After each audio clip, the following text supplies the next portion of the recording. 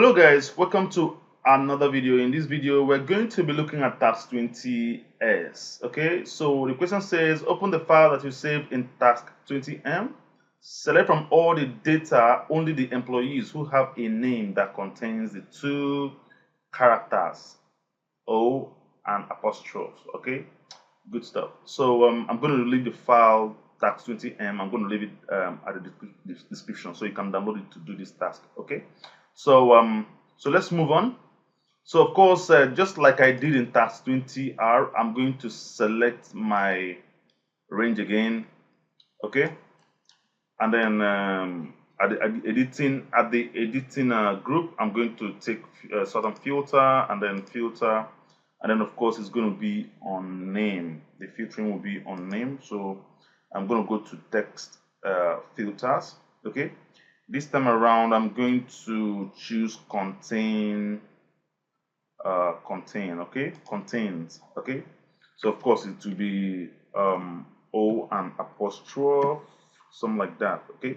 In fact, let me make it a capital letter. In fact, O apostrophe, something like that, okay. So I'm going to choose that and okay it. So I'm going to have, so which means that all the names I have here contain that O and apostrophe. You can see that. All right. So another way we can do that. Okay, let me just remove my filtering, everything. Let everything go back to normal. So another way we can do that will be to also go back to filter again, and then on our name column, we're going to still take text filter. This time around equals. Okay. So equals, I'm going to have a wildcard right now. So I'm going to have asterisk, okay, what's it called?